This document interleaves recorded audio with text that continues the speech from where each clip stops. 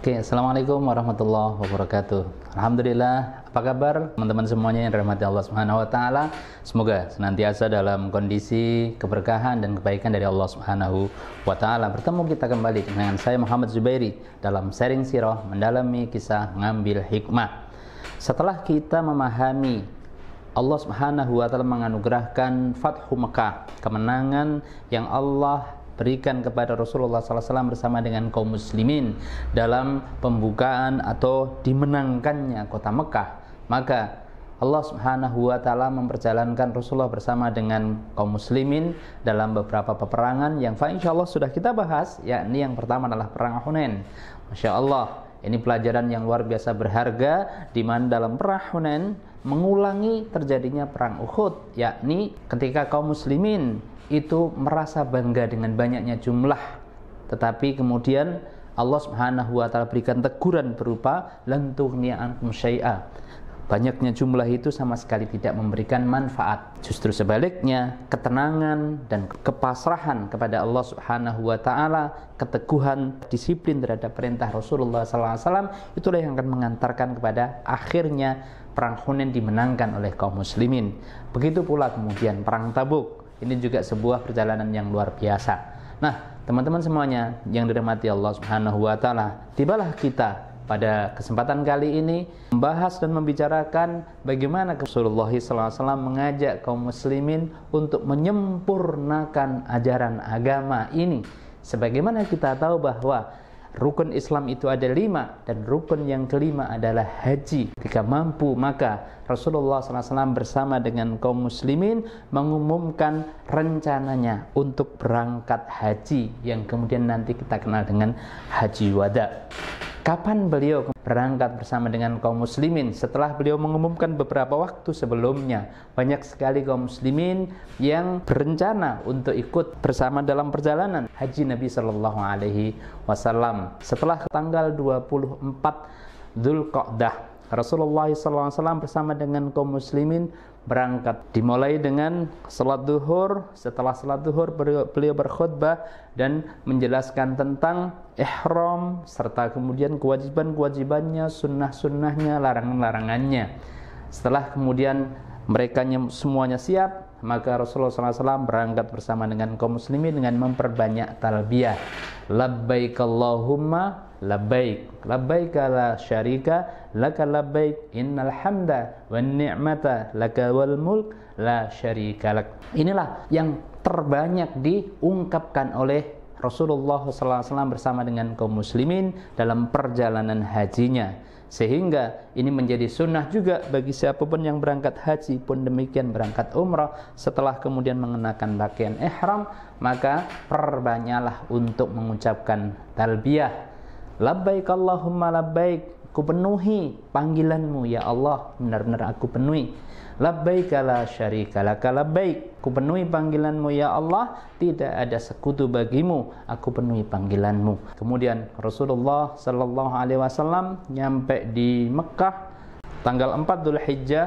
Kemudian beliau segera ke Masjidil Haram menuju Ka'bah. Ketika lihat Ka'bah, bagaimana menjadi sunnah bagi kita adalah doa yang diajarkan oleh Nabi sallallahu alaihi wasallam. Allahumma zid hadzal bait tasyrifan wa ta'ziman wa takriman wa muhabatan. Ya Allah, tambahkanlah kemuliaan, keagungan, keutamaan dan kehebatan dari Ka'bah ini. Kemudian disunnahkan juga lanjutan dari doa ketika melihat Ka'bah itu, Allahumma antas salam wa minkas salam fahayyina rabbana bisalam. Beliau segera menuju kepada Hajar Aswad dan kemudian beliau menciumnya.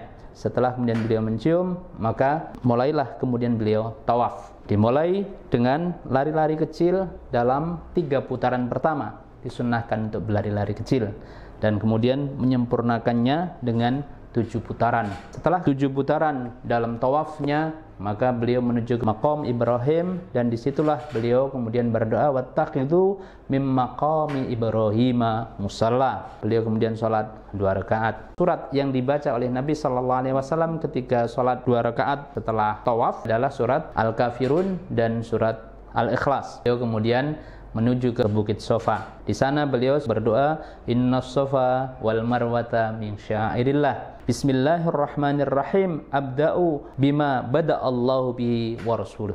Aku memulai dengan apa yang dimulai oleh Allah SWT dan Rasulnya.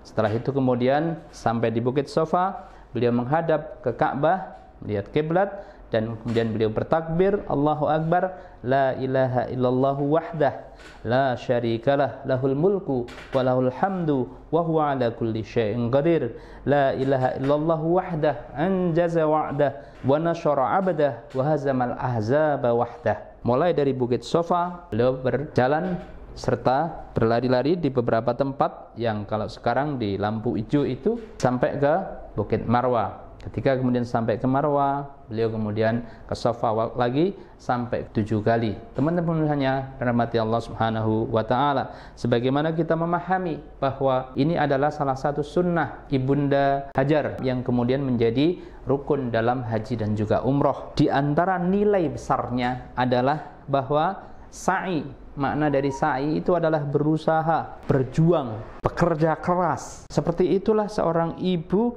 yang beliau berjuang keras demi untuk mendapatkan kebutuhan anaknya. Maka Ibunda Hajar rela untuk berlari-lari sampai kemudian 7 kali dari Bukit Sofa ke Marwa dan begitu sebaliknya. Inilah pelajaran yang luar biasa bagi kita bahwa yang diwajibkan kepada kita itu sebagaimana Bunda Hajar itu adalah berusaha, sa'i, sa'yun, berusaha keras, bekerja keras.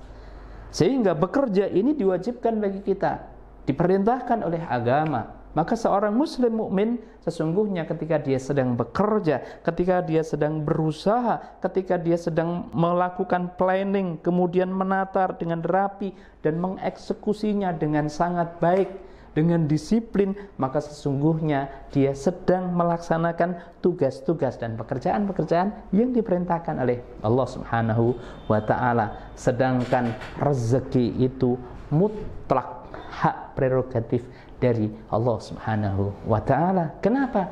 Karena ternyata yang dicari oleh Ibunda Hajar dalam larinya dari Bukit Sofa ke Marwa dan dari Marwa ke Sofa sampai kemudian 7 kali itu di antaranya beliau mencari air, akan tetapi air itu ternyata keluar dari kaki bayi Ismail alaihissalam. Teman-teman semuanya yang dirahmati Allah Subhanahu wa taala, maka ketika kita mengingat kembali Haji Akbar yang dijalani oleh Nabi sallallahu alaihi wasallam yang sekaligus menjadi haji wada ini dalam perjalanan sa'inya, maka ingatlah selalu bahwa yang diperintahkan dan diwajibkan kepada kita itu adalah melakukan pekerjaan kita dengan kualitas yang terbaik, dengan kualitas ihsan, dengan kualitas itqan, dengan kualitas sampai tuntas, kerja keras, kerja ikhlas, dan juga kerja tuntas dengan harapan Allah Subhanahu wa taala menganugerahkan kepada kita ridhonya, diridhoi pekerjaan kita, dan tentunya kita juga husnudzan kepada Allah Subhanahu wa taala akan rezeki yang Allah telah tentukan kepada kita akan diberikan di antaranya karena usaha-usaha keras kita tadi diridhai oleh Allah Subhanahu wa taala. Teman-teman semuanya yang dirahmati Allah Subhanahu wa taala, dilanjutkanlah oleh Nabi sallallahu alaihi wasallam dalam perjalanan. Setelah beliau selesai sa'i, beliau tinggal di Mekah selama 4 hari, tanggal 4, 5, 6, dan 7. Dan kemudian besoknya, tanggal 8, setelah syuruk, beliau kemudian berangkat ke Mina. Sampai di Mina, beliau sholat duhur dan asar di sana, kemudian mabit di Mina, kemudian berangkat ke Arafah di tanggal 9-nya. Teman-teman semuanya yang dirahmati Allah Subhanahu wa taala. Dan itulah kemudian Rasulullah SAW menegaskan bahwa Al-Hajju Arafah, bahwa haji itu adalah wukuf di Arafah. Salah satu rukun terpenting dari haji, Rasulullah SAW menegaskan begitu pentingnya wukuf di Arafah itu. Dan setelah kemudian beliau sampai di Arafah, pada waktu itulah kemudian beliau berkhutbah yang dikenal dengan khutbah wada di hadapan 130.000 kaum muslimin. Apa saja yang disampaikan oleh Nabi Sallallahu Alaihi Wasallam? Setidaknya teman-teman semuanya dirahmati Allah Subhanahu Wa Taala, kita bisa merangkumnya dalam 9 atau 10 prinsip. Di antaranya adalah yang pertama, beliau mengajarkan kepada kita tentang dihormatinya harta, darah, dan kehormatan kaum muslimin, kehormatan manusia secara umum, dan wabil khusus lagi kehormatan orang-orang yang beriman, yang karenanya Rasulullah SAW sangat menegaskan tentang pentingnya menjaga kehormatan orang-orang yang beriman itu, sampai-sampai ketika beliau menyifati salah seorang ahli surga, dia adalah ahli surga, sampai 3 kali beliau sebutkan salah satu dari ciri orang tersebut adalah dia senantiasa menjaga kehormatan orang-orang yang beriman, sama sekali tidak suudzon, tidak mau ghibah, tidak mau dendam dan seterusnya, justru sebaliknya memaafkan dan berlapang dada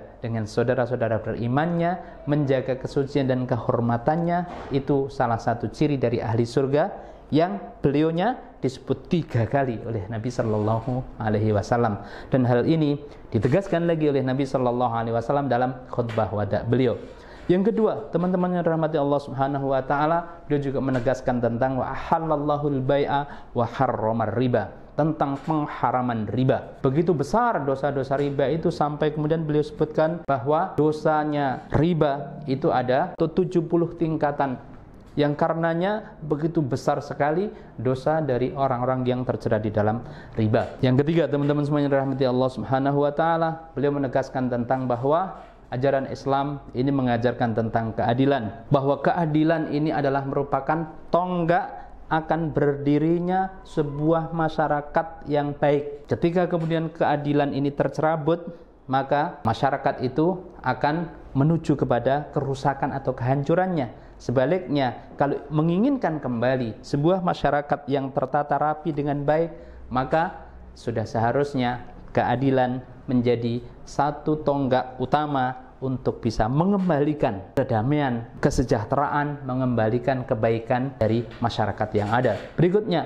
beliau menegaskan tentang penghapusan berhala, di mana setelah Fathu Mekah dan kemudian beberapa waktu wabil khusus setelah kemudian khutbah wada itu, Rasulullah SAW menegaskan sudah tidak ada tempat lagi bagi berhala dan berbagai macam kesyirikan di negeri Arab. Karenanya ini menjadi sebuah karunia yang besar dari Allah Subhanahu Wa Taala, sehingga orang-orang Arab itu berbondong-bondong untuk masuk Islam. Di khutbah beliau berikutnya, beliau menegaskan tentang pengharaman mempermainkan agama, mengharamkan yang halal atau menghalalkan yang haram, atau kemudian merubah-rubah ajaran, menyimpangkan makna Al-Quran dan sebagainya, mempermainkan Al-Quran, menodai Al-Quran, menodai ke orang-orang yang beriman. Maka yang demikian ini adalah merupakan amal-amal yang diharamkan oleh Allah Subhanahu Wa Taala dan Rasulnya, dan menjadi sebuah tonggak bagi terciptanya masyarakat yang baik. Yang ketujuh, beliau menegaskan tentang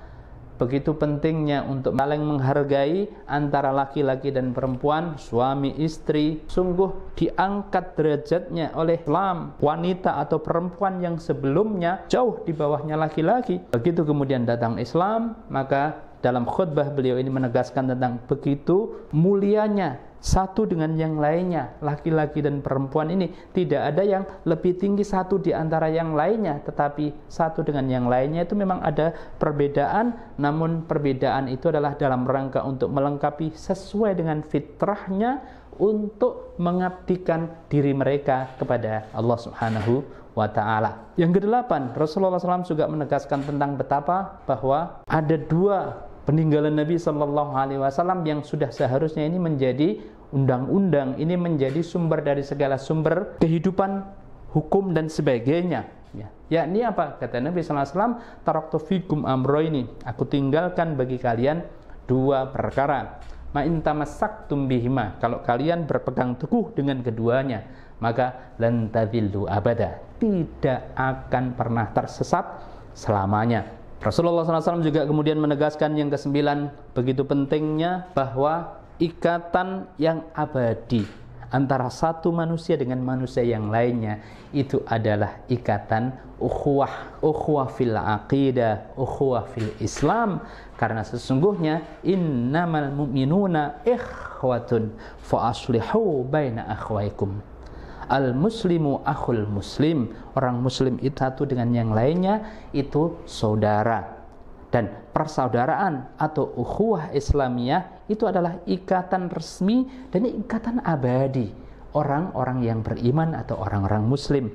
Kenapa? Karena dia akan menjadi ikatan bukan saja di dunia, akan tetapi akan menjadi ikatan nanti di akhirat. Bahkan ketika misalnya saudara muslimnya yang berukhuwah antara satu dengan yang lainnya itu di dalam Islam, ketika hidup di dunia mereka bersaudara, saat kemudian di akhirat yang satunya misalnya di neraka, maka orang yang saudara dalam ukhuwah Islamiyahnya itu dia masuk surga, dia bisa minta kepada Allah agar saudara muslimnya yang berukhuwah, bersaudara di dunia dulu itu kemudian bisa dientaskan, dikeluarkan dari neraka, dimasukkan ke surga. Teman-teman semuanya yang dirahmati Allah Subhanahu wa taala. Yang ke-10 dan sebagai penutup dari bahasan kita pada kesempatan kali ini dalam Haji Wada ini, dalam khutbah beliau menegaskan tentang turunnya ayat Allah Subhanahu wa taala surat Al-Maidah ayat 3. Al-yauma akmaltu lakum dinakum wa atmamtu alaikum ni'mati wa raditu lakumul Islam madinah, bahwa pada hari ini telah aku sempurnakan bagi kalian agama kalian. Syekh Munir Muhammad Ghadban menegaskan ayat ini, beliau menjelaskan ayat ini turun setelah kemudian 23 tahun yang lalu itu turun ayatnya adalah Iqra bismi rabbikal ladzi khalaq. Turun langsung hanya kepada Rasulullah sallallahu alaihi wasallam sendiri, akan tetapi kemudian dengan komitmen yang kejujuran dan nilai-nilai luhur yang ada di dalam pribadi beliau dan kepada sahabat-sahabat didikan beliau, mereka semuanya komitmen dengan ajaran agama ini, maka komitmen mereka semuanya, beliau sallallahu alaihi wasallam dan juga para sahabat ini mampu mengantarkan ajaran yang diturunkan oleh Allah kepada Rasulullah, diikuti oleh para sahabat, ini menjadi ajaran yang disempurnakan oleh Allah Subhanahu wa taala. Al-yauma akmaltu lakum dinakum, pada hari ini telah aku sempurnakan bagi kalian agama kalian, wa atmamtu alaikum ni'mati, dan telah aku cukupkan bagi kalian nikmatku, wa raditu lakumul Islam madinah, dan telah aku ridhoi bagi kalian agama kalian. Teman-teman semuanya, ditutuplah khutbah beliau sallallahu alaihi wasallam bahwa Allahumma qad balaghtu, ya Allah, sungguh benar-benar telah aku sampaikan, sungguh benar-benar telah aku sampaikan. Beliau kemudian bertanya kepada para sahabat, hal balaghtu, sudahkah aku sampaikan? Maka Allah menam, ya Rasulullah, benar telah engkau sampaikan ajaran agama ini. Inilah khutbah agung yang disampaikan oleh Nabi sallallahu alaihi wasallam dalam khutbah wada beliau, dan menjadi monumen yang sangat agung untuk kita pegangi bagi perjalanan kehidupan kita bersama. Terima kasih atas perhatiannya, semoga bermanfaat. Assalamualaikum warahmatullahi wabarakatuh.